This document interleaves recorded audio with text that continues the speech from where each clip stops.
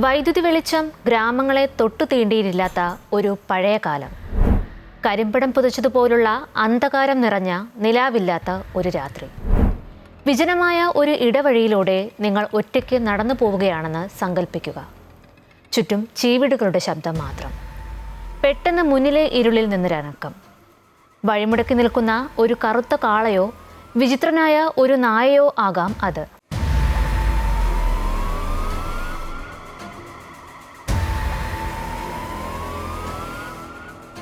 ഒറ്റനോട്ടത്തിൽ അതൊരു സാധാരണ മൃഗമാണെന്ന് തോന്നും. എന്നാൽ നെഞ്ചിടിപ്പോടെയെന്ന് സൂക്ഷിച്ചു നോക്കിയാൽ നിങ്ങൾക്കൊരു കാര്യം വ്യക്തമാകും. ആ ജീവിയുടെ രൂപത്തിൽ എന്തോ ഒരു പൊരുത്തക്കേടുണ്ട്. ഇല്ലാത്ത ഒരിടത്ത് ഒരു അധികക്കാൽ, അല്ലെങ്കിൽ മൃഗത്തിൻ്റെ ശരീരത്തിൽ തിളങ്ങുന്ന മനുഷ്യൻ്റെ കണ്ണുകൾ. നിങ്ങളുടെ മുന്നിൽ നിൽക്കുന്നത് ഒരു സാധാരണ മൃഗമല്ല. പകൽ വെളിച്ചത്തിൽ നിങ്ങളെപ്പോലെ തന്നെ സംസാരിച്ച് നടന്നു നീങ്ങിയ, എന്നാൽ രാത്രിയുടെ മറവിൽ അമാനുഷികമായ ഒരു മൃഗരൂപം സ്വീകരിച്ച ഒരു പച്ച മനുഷ്യനാണത്. കേരളത്തിൻ്റെ നാടോടിക്കഥകളിലെ ഏറ്റവും ഭയപ്പെടുത്തുന്ന, ഏറ്റവും നിഗൂഢമായ ആ മായാജാലക്കാരനെ പഴയ തലമുറ ഒരു പേരിട്ട് വിളിച്ചു: ഒടിയൻ. ഇതൊരു പ്രേതക്കഥയല്ല. പാലക്കാടിൻ്റെയും മലബാറിൻ്റെയും ഇടവഴികളിൽ ഒരു കാലത്ത് മനുഷ്യരുടെ ചോരയുറപ്പിച്ചിരുന്ന ഒരു വിശ്വാസമായിരുന്നു ഇത്.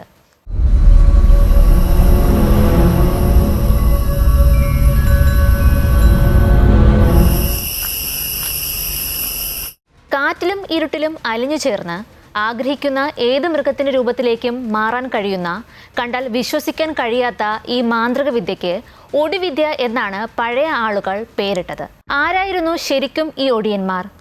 ഇരുട്ടിൻ്റെ മറവിൽ അവർ എന്തിനാണ് ഈ ഭയാനകമായ വേഷങ്ങൾ കെട്ടിയത്? ഒടിയൻ എന്ന സങ്കല്പം ശൂന്യതയിൽ നിന്നല്ല ഉയർന്നു വന്നത്. ലോകമെമ്പാടുമുള്ള പുരാതനവും സാർവത്രികവുമായ ഒരു ഐതിഹ്യ വ്യാകരണത്തിൻ്റെ ഭാഗമാണത്.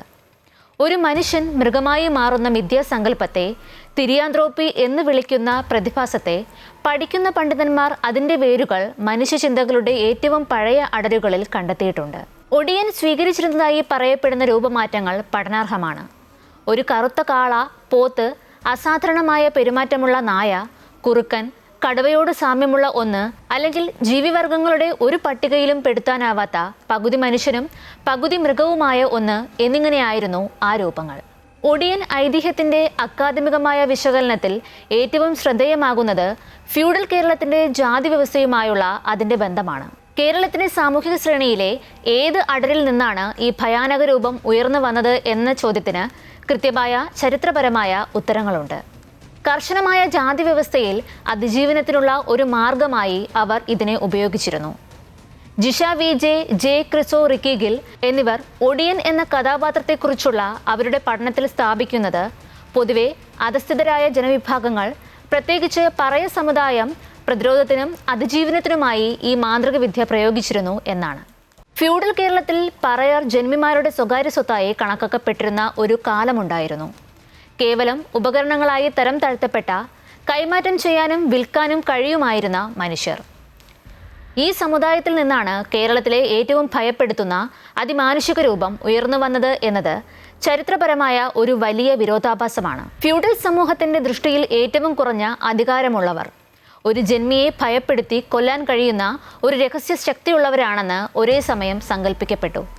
ഒടിയൻ മിത്തിനെക്കുറിച്ചുള്ള അക്കാദമിക വിശകലനങ്ങൾ സൂചിപ്പിക്കുന്നത് മത്സര സ്വഭാവമുള്ള ഒരു ഫ്യൂഡൽ വ്യവസ്ഥയിൽ തങ്ങളുടെ ശത്രുക്കളെ ഭയപ്പെടുത്താനുള്ള ഒരു ഉപകരണമായി ജന്മിമാരും ഒടിയന്മാരെ ഉപയോഗിച്ചിരുന്നു എന്നാണ്. അതുപോലെ തന്നെ അധികാര വ്യവസ്ഥയോടുള്ള അധസ്ഥിതരുടെ ചെറുത്തുനിൽപ്പായും ഇത് കണക്കാക്കപ്പെടുന്നു. സാമൂഹിക ശാസ്ത്രജ്ഞനായ ക്രിസ്റ്റഫർ പാട്രിഡ്ജിൻ്റെ ഒക്കൾച്ചർ, നിഗൂഢ പാരമ്പര്യവും സാംസ്കാരിക സ്വത്വവും കൂടിച്ചേരുന്ന അവസ്ഥ എന്ന ആശയത്തിന് ഏറ്റവും മികച്ച ഉദാഹരണമാണിത്. ഒടിയൻ്റെ മാന്ത്രിക ശക്തിയുടെ ഹൃദയമിടിപ്പ് കുടികൊള്ളുന്നത് ഒടിമരുന്ന് അഥവാ പിള്ളത്തൈലം എന്നറിയപ്പെടുന്ന കൊടും വിഷമുള്ള ഒരു കറുത്ത ദ്രാവകത്തിലായിരുന്നു. ഗർഭസ്ഥ ശിശുവിൽ നിന്നാണ് ഈ തൈലത്തിനുള്ള പ്രധാന ചേരുവകൾ എടുത്തിരുന്നത്. കൃത്യം 7-ാം മാസമെത്തിയ ആദ്യത്തെ ഗർഭത്തിലെ ശിശു തന്നെ ഇതിനു വേണം. ഉയർന്ന ജാതിയിൽപ്പെട്ട ഒരു ഗർഭിണിയെ ഒടിയൻ നോട്ടമിടും. അർദ്ധരാത്രിയിൽ മന്ത്രോച്ചാരണങ്ങളിലൂടെ അവളെ മയക്കിക്കിടത്തും. തുടർന്ന് കൂർത്ത ഈർക്കിൽ ഉപയോഗിച്ച് ഒരു തുള്ളി ചോര പോലും താഴെ വീഴാതെ, അവൾ പോലും അറിയാതെ ആ ഗർഭപാത്രത്തിൽ നിന്ന് അവൻ ആ പിഞ്ചു കുഞ്ഞിനെ കവർന്നെടുക്കും. പ്രത്യേക മരങ്ങളുടെ വിറകിലിട്ട് ഒരു ചെറു തീയിൽ അതിനെ വാട്ടിയെടുക്കും.